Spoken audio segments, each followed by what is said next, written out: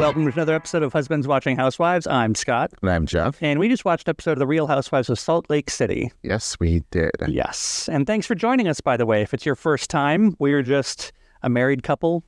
Gay, if you can't tell, for two men. Two men. And he got me hooked on The Real Housewives when we first started dating. I was like, well, I'm too good for that. And then just a few scant 7 years ago, I learned the Housewives really are just modern day soap operas and really good drama. So, we found ourselves talking about Housewives for hours on end sometimes after certain episodes. Not all of them, but certain ones. Found some good conversation out of it. So we decided about a year ago to maybe give our hand at this yield podcasting. So here we are, and we made two promises. We wouldn't take anyone out of name. Call anyone out of their name. Out of their name, and we wouldn't get caught up in the internet drama.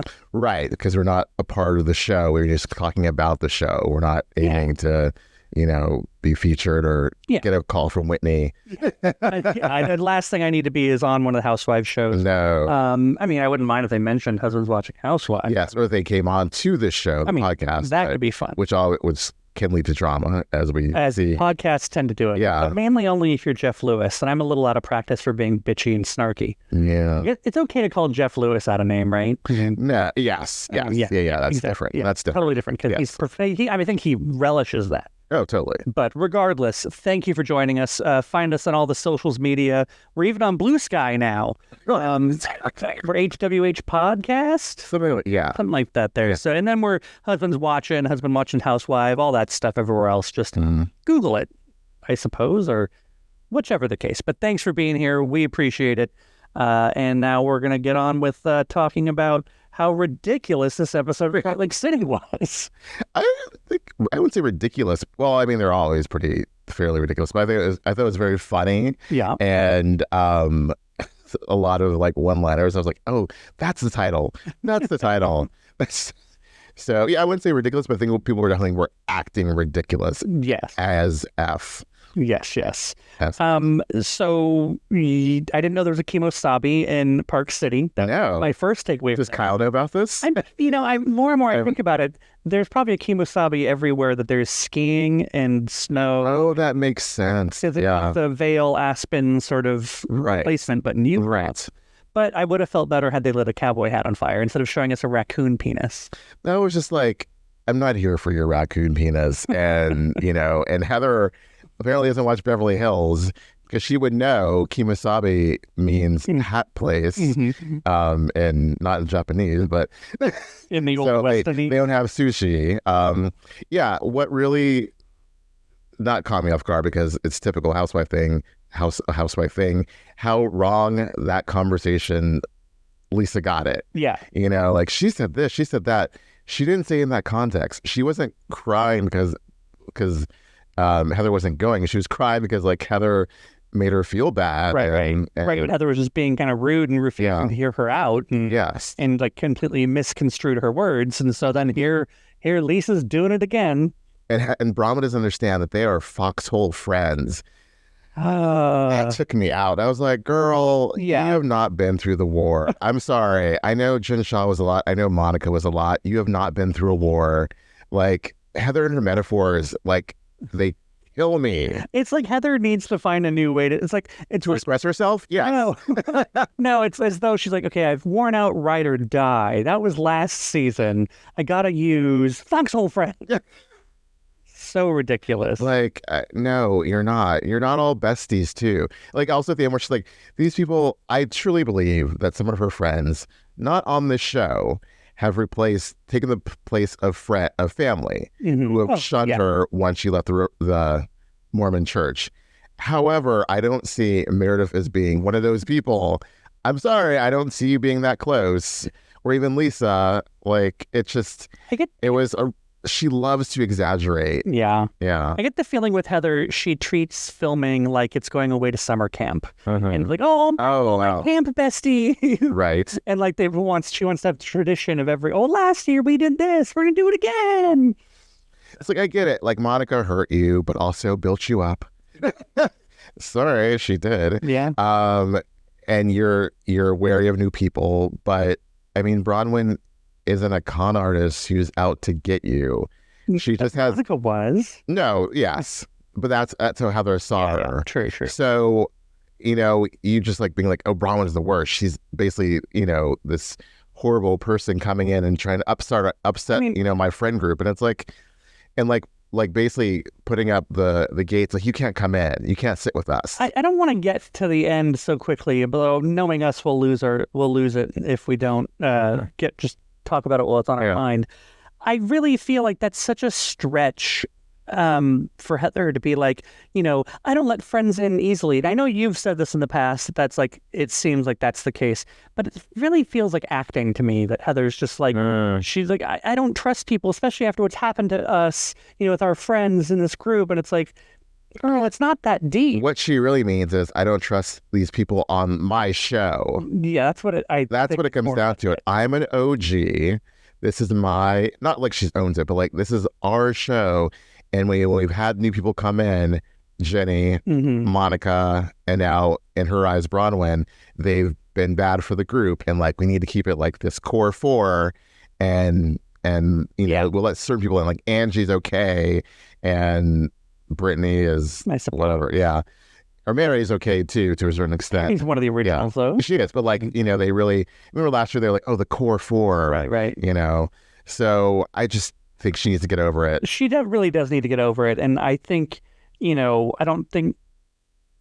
Well, just to finish this thread, like, if we skip to the end, when she was like, so I'm glad everyone's here because I wasn't invited. Oh, I couldn't even with. That was just, like, come on. Again, the thing that pisses me off about that is that she was invited. Yes. She wasn't excluded. She chose not to go. Right. Yes. Like, and she totally misconstrued everything that Bronwyn was trying to do as to, oh, you're going to make me, sing for my supper. And it wasn't it. She, again, we've talked about it. She was trying to get to a good place and come to a mutual understanding so that they would not have any tension while they were there. Yeah. And Heather just took that completely the wrong way.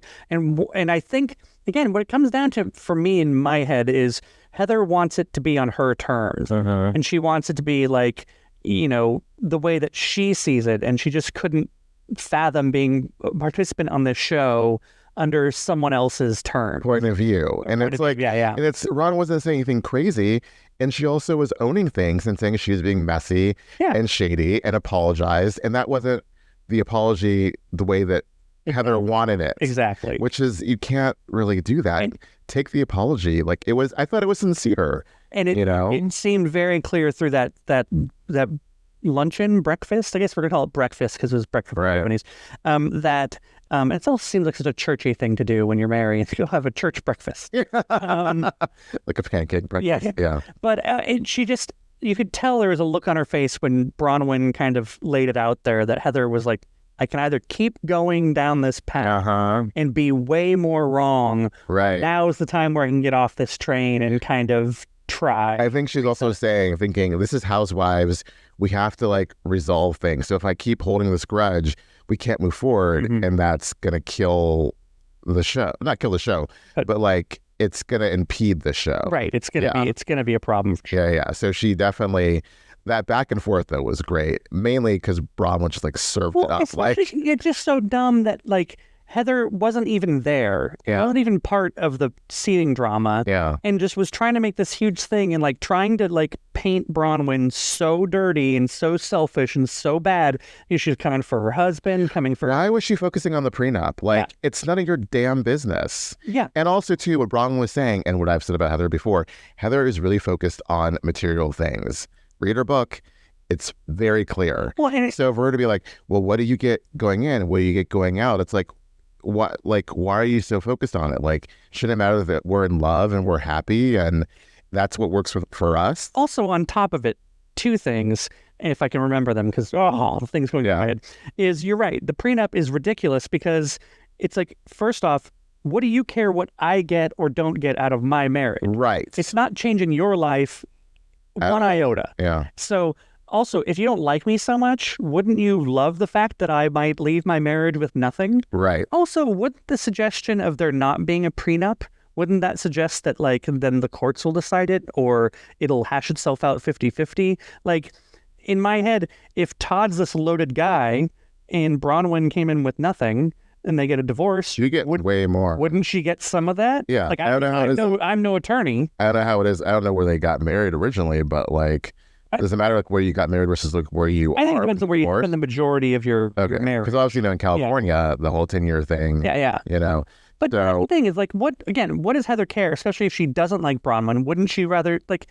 It just seems so ridiculous and also very petty in a weird way. Yeah, and again, what you said as well is like the fact that Heather goes straight towards the money instead of like it's one of those things where, and it's probably true. I hate to say it, but that maybe Heather hasn't truly felt loved. Well, no, because I saw recently a commercial, little ad on Instagram where she was talking about her book, and she was saying like she was in a loveless marriage, and she realized that like very soon after they got married and stayed with 3 kids, how many years, and she gets more into it in this book versus the last book. I run out and read this one, right? For research purposes, I will. Yeah. You do read a lot anyway. I do. It'll be quick to get through it. But yeah, it's everything's transactional for her. Like, and I get. And yeah, I don't think she really has known like a deep love, and obviously that and also for their family and leaving the Mormon church. She's got a lot of issues going on here, a lot of trust issues, understandably. But like, I don't think Bronwyn has proven herself as somebody that you should like put your guard up to. Yeah. Just because she disagreed with. But I mean, maybe it does seem though that especially if Heather is interested in the material things, which a lot of us are, but not to different degrees. But clearly, Bronwyn has a lot of it. I'm surprised Heather didn't like talk about like in your house had a bunch of dog shit. Because she was like running him down like your husband collects mugs and he's an asshole, and I was like, whoa. Well, we're gonna mark this explicit anyway because they dropped the C word a couple times and Heather used it completely wrong. Yes, she did. That's not serving. Meet more gays, Heather Gay. Yeah, as you know how to use that correctly. Yeah. But also, when and the whole thing about you got me a ticket and like I've lied to everybody about my birth. What? Not a flex. What? Not a flex. Where did you think that was gonna go? Like, ooh, Heather, you told her. Like, and also she asked somebody. Bronwyn asked production, obviously. Right. Someone pointed this out on Reddit. Like, clearly production needs to know her or knows her actual birth date because she's getting paid. Right. Also, on top of it, I don't know the last time. Does the airport actually check any of that shit? Like, they check your ID. They check your ID, but there's no one like checking the dates and like. I guess maybe you look pretty closely. If there's a database somewhere where like it didn't match, maybe it would flag it. But either way, like, she bought you the damn ticket. And I'm glad that she didn't freak out like Meredith did when Whitney took her phone. She trying to grab the phone and shit like. I thought that was by the preview. I thought that was like worse than it was, but it was just like. I'm turning up the volume. Yeah. But I like that Bronwyn was ultimately, I'll forward it to you. You can you can memorize it. Yeah, you can memorize it. And the whole like, why did you buy a first class ticket for yourself? Because it was my goddamn credit card, Heather. Yeah. I was like, and that shut her up. She's like, oh, okay. Yeah, you rewound that before the commercial break to see it again. And then the editors were so kind to show it after the commercial break. So good. You realize I'm giddy you talking about this. I'm like, yee! And like, look on Angie's face, like, oh, damn. Look on everyone's face. You see Mary in the background at one point being like, See, all of them were just very, very emotive. Yes. God. But I guess by the end of it, they got to like as good as they're going to get to a place. It looks like it just goes off the rails again. Next week. Yeah. I was like, where is this going? I don't think Heather is someone who can let anything go, truly. No. She's a grudge holder. Yes. And she's going to hold that grudge for quite some time. Yeah. Until reunion. Or beyond that, I'm sure. Yeah. But I mean, maybe she's a better match and that, she's going to have someone on the show who she has to get along with. Well, I just don't think she expected Bronwyn to like bring what Bronwyn's brought to the show. And that's a lot of intelligence and a lot of clever, quick comebacks. Right. And Heather's like, that's usually my role. And Bronwyn's like, nope, I served it better. Yeah, I definitely have to say, like, as much as I was a Heather Gay fan, and I'm, not a fan, she's having to work harder. She's working my last nerve this season. That's what she's working. God. Girl. More than Brittany did? We'll get to her. Who are we going to go to first? Oh, I guess we should probably get back to the beginning. Oh. Angie and her dad.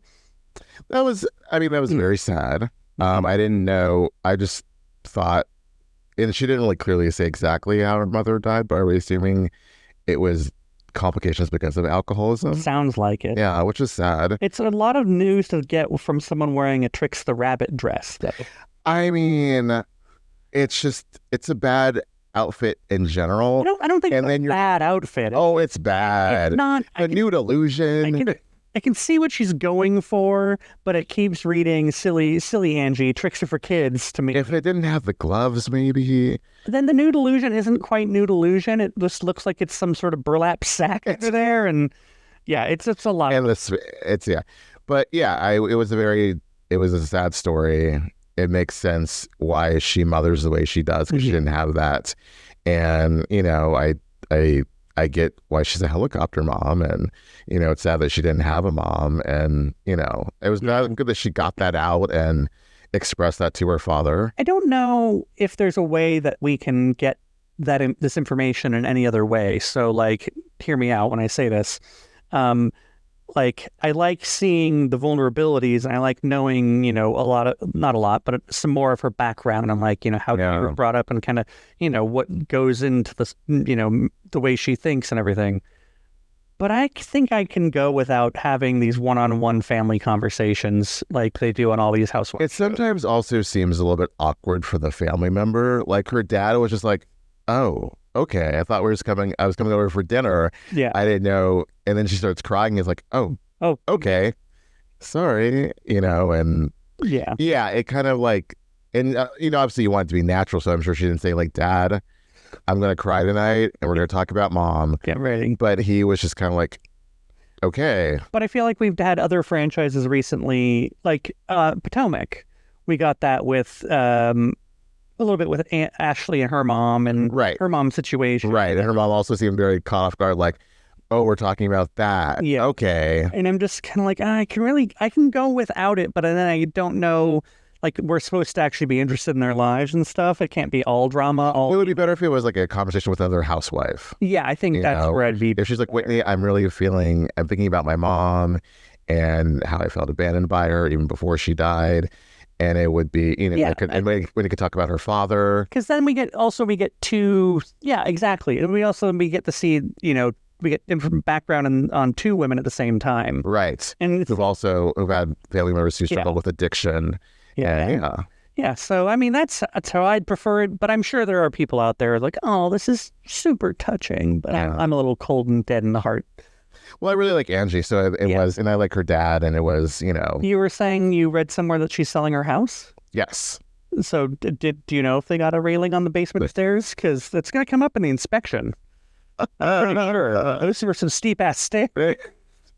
Monica could tell you. Yeah. Yeah. Got the bruise. He's going to push the inspector down the stairs. Let me take that. You're not writing that up. It's like Hands of Rock's Cradle. But I'm curious to know, when you go from a house like that, do you go to one that has no windows whatsoever, or do one with more windows? What I like, when you open your front door, you see this great view. Yeah. All the lights and whatnot. So I wonder why she's selling. I hope that comes up at reunion. I hope it does too. Is she just like, oh, this actual paycheck this year is worthwhile? Right. As your first year, you get nada. Right. But yeah, I guess it was touching and everything. I fully expect her to go, that the next group trip next year should be going to Greece. Oh, for sure. Totally. Yeah, if she's still on, which I don't see any reason why she... Oh, I think she totally will be, yeah. We forgot that Bronwyn and Todd had a little meetup. Oh, wow. Which was really rough. bad. Reddit is going to be being all, remember, Todd's a dick, but... He was really fatherly in that moment. Yeah. And lectury. And her reaction is very... telling. Very daughterly as well. I want his approval. Yeah. And she was really about to cry. She could tell she was really taken aback. I didn't expect him to just full on be like, I was disappointed with you. You ruined the afternoon. You sunk to their level. You got in the gutter. It was like, oh gosh. There's an element where I can tell that they maybe bring out the best in each other, and that Right. he's used to seeing her perform and like, not perform like a, circus act, but like perform at a higher level and like be above everyone else and be able to handle herself with a little bit more, Right. Well, It's like the whole like they go low, you go high thing. right. Yeah. And so I think that that's, when he says he's disappointed and, that, she ruined the day, like I can see where that might come from. But yeah, it's like it was a little creepy too. It was really condescending, and like Yeah. his body language, like, well, you gotta like just do better next time, and like it almost seemed like, or else you can't do this anymore. Yeah, that it know? was a very strange thing. I mean, I like that she was self-aware of the fact that, she does kind of seek his approval. Yeah. Even for her to say the way she did that, like that's all she really sees. Or how he doesn't want her to express emotions publicly or privately. Yeah. It's like, then when do you express your emotions? To your friends, to your daughter? Yeah. Yeah. Yeah, I don't know. It's tough to see. I mean, especially after last week, we kind of did a little like, well, they have a relationship that works for them. And I still think that they do. I think they do too. I think this is just like, a moment. Yeah. It's not the entire relationship. I would love to see like a video of like Erica watching this and giving her commentary like, oh, honey, deja vu. Right. I did hear somewhere that Bronwyn was just on a podcast.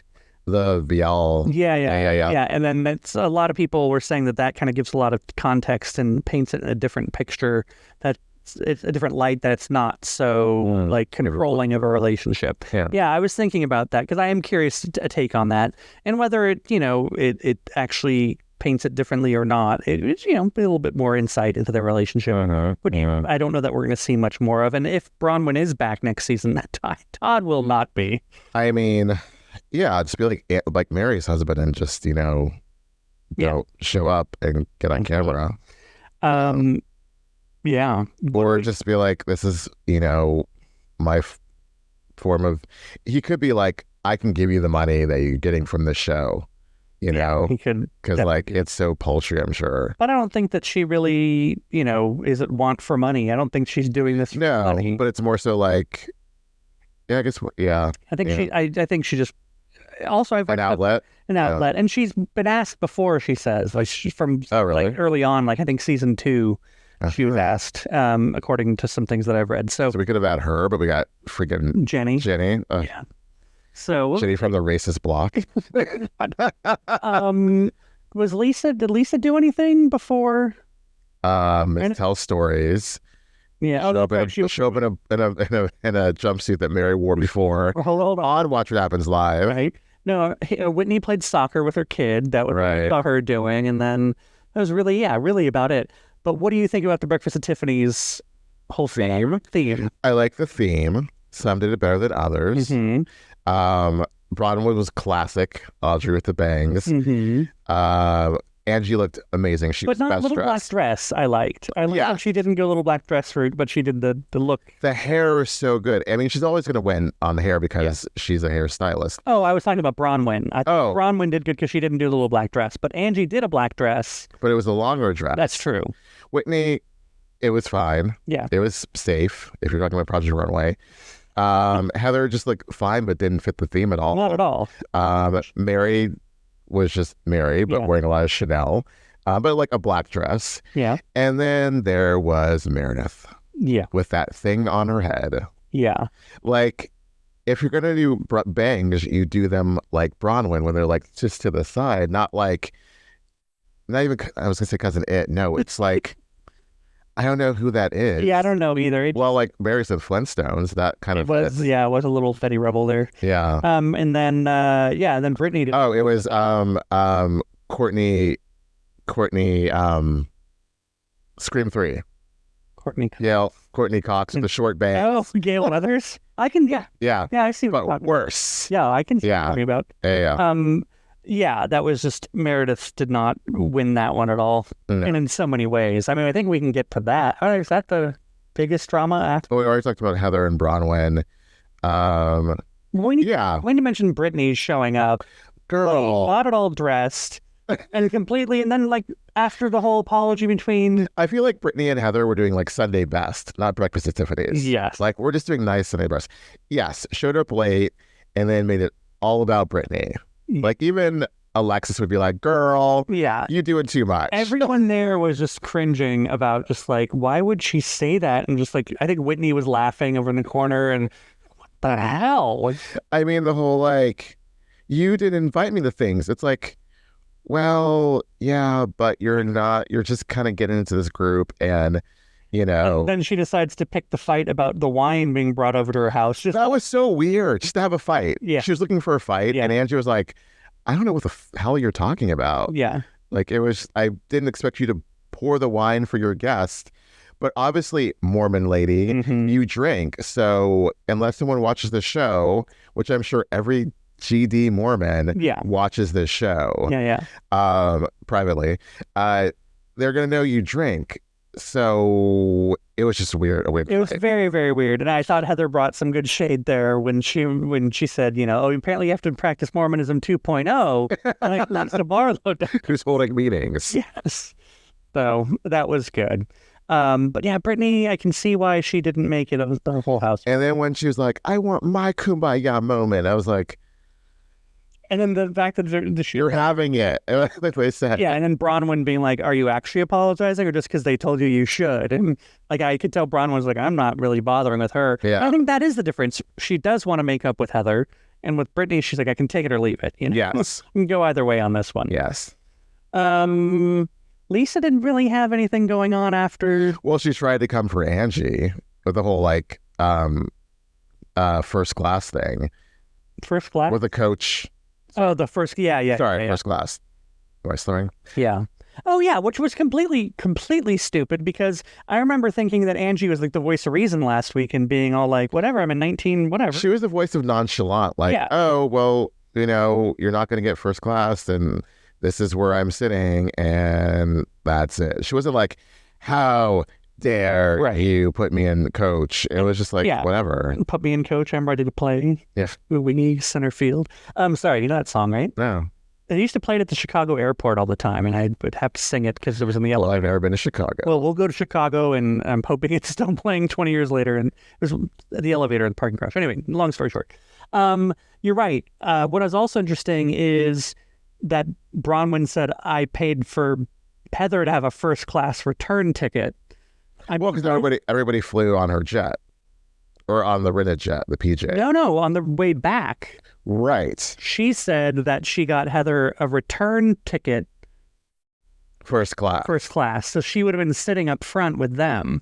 Well, maybe she was trying to, that was the olive brand. That must have been. I'm surprised Lisa didn't go, what? You got her a ticket, not me? No one focused on that, yeah. Well, they did, but like it was not like a, why Heather, not me? Yeah. And you're right, I'm surprised that Lisa didn't do that. I'm sure maybe it'll come up next week. But yeah, I guess before we move on, Maylee may as well not even be on the show. She was on like an episode and a half. I'm also about to like pull these thumbtacks out. No, I gotta leave her up there. Maybe we see more of her. Well, she had that line in the trailer. Yeah, that's true. Yeah. So fingers crossed. I mean, I don't know. Maybe she was sick or she was like busy. I don't know. I've never seen such an underused friend of, you know? Like, why even have a friend of if either like official friend of, not like she just shows up to events. She has a picture. Yeah, the unofficial friend of on Potomac, Vivian, has been on more than Maylee. So, I mean, I'm sure she'll go on the Puerto Rico trip. Okay. That's not Puerto Rico. That's New York. The Mexico trip. Yeah. That'll be good. But yeah, the Meredith and Angie. I mean, that was ridiculous. I almost want to listen to the whole podcast so I can like know exactly what was said. But Meredith won't admit to the beginning of it. Sean may have talked about Brooks in whatever way. Maybe he shouldn't have, but he wouldn't have said so if she hadn't inferred that he was gay. Right. And Angie's right. It didn't land well. They got a lot of support. Even Annie was like, on What Should Happen, is like, that was, you know, whatever. And so if Meredith was just like, I shouldn't have inferred that, but she won't own it. Right. So. And she thought that, and she does that whole threatening thing again. That was That was crazy. It was hilarious that she was like, Angie's like, are you threatening me? No, how is that a threat? Everyone at the table, you just threatened her. It's like, if you want to go there, we can go there, but I won't be good for you. Yeah, that is how else are you going to take that? And no, I was saying if you want to go backwards, and it's like, and I get kind of what if she had said like, let's not go backwards. Yeah. But she added, or else. Yeah, there lies the threat, my dear. So ridiculous. And then she goes to play the thing, and that's when Whitney, I don't know why Whitney would grab the phone out of her hand. That was really weird. Well, she was kind of like, Yeah. Because Whitney was just sitting across from her. But like the snatch of the phone was like, oh. Yeah. Yeah. But then, yeah, she's playing it. But I'm sorry, freaking like Whitney's reenactment with the little two-pair. That's one time I can approve of a prop in a confessional. But yeah, like she freaks out, and Mary, understandably, is like, "Stop it!" And then Mary did not kick her out. Mary said, "If you're not going to listen to me, if you're not going to calm down, you can get out of my house." And I think clearly, and I think we've seen it before. I'm getting all the housewives confused now. What are the odds? But I'm pretty sure with Meredith that when she's cornered, when she knows she can't win the fight, she leaves. Or she like goes into like, I'm just so sad because I have a sick nephew. Oh, yeah, that's right. Last year in Palm Springs. Wasn't there some random sick child one year? Yes. I'm just thinking about the sick children. I can't fight about this because there are sick children in this world. As long as sick children exist. Oh God, I just had a flashback of that. Wow. I mean, I was happy and a little bit proud. I was proud of you, Angie, the way that Todd's proud of Bronwyn, that she actually repeated back what Meredith did and like restated it for her case to be like, look, you made some disparaging remarks and then you used your son to try to say hide behind. And she doubled down on what the whole point of this is all about, because I think rightfully so, that Angie and Sean are fine. They're justified. They didn't come at Brooks. They came at Meredith's use of Brooks. Again, don't start none, won't be none. Right. But when they don't repeat Jennifer Aiden things to us, so we don't like it. It became before Jennifer Aiden. She's another one who would just have family moments for no good reason. Oh, that's true. That was like her thing until like Bill cheated on her and she's like struck reality gold. Right. No, we don't have to worry about her anymore though. Oh, thank God. I wish her well, like Andy. But yeah, it's like they didn't intend to like drag Brooks. It was just like how it was presented by Meredith, starting the whole situation and then hiding behind Brooks when it didn't go right for her. Yeah. Period. Yeah. Again, I don't think they were dragging Brooks at all. They were dragging Meredith for being almost a coward and using her son as a prop. Right. You know, instead that isn't saying shit about Brooks. It's saying shit about his mother. Yes. So who was not mothering in that moment. Right. But was she serving? No, Heather. She was not serving. See you next Tuesday. Have a seat. How do you use that wrong? How, as a woman who, you know, in general don't like to use the C word. She doesn't know the right gays. It's what it comes down to it. She knows those choir gays. That's who she knows. And I like those gays. I follow those gays. Oh, yeah? Those, the bear gays. Oh, okay. Yeah. Bear, B-A-R, not B-A-R-E. Oh. Although they do sometimes get bear on Instagram. Yeah. But yeah, she didn't know a basic term. And I'm sure Bronwyn was like, watching this was like, girl. She's like, oh, that is not mother. That does not mean what you think it means. Yeah. And it's... Oh, God. No, it was an overall exciting episode. I think that went well.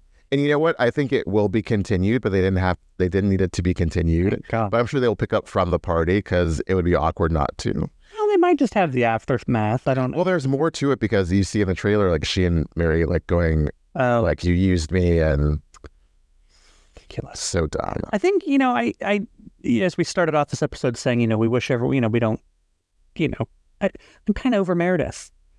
Like, she's not. That's one thing, you know, we don't call for people being fired. People, you know. No, she shouldn't be fired. No. It's just she needs to recalibrate. Yeah, exactly. Like, I don't think that she's offering much to the show, especially this year. Last year, she had some moments. Well, she made some drama. I mean, if Heather hadn't had receipts and all that, like, Meredith would have been at the top with, like, the RHOSLC. Yeah, exactly. But yeah, this year she's just, I think, running away from a lot of fights or starting fights where nothing really exists. Right. Like, I don't even know.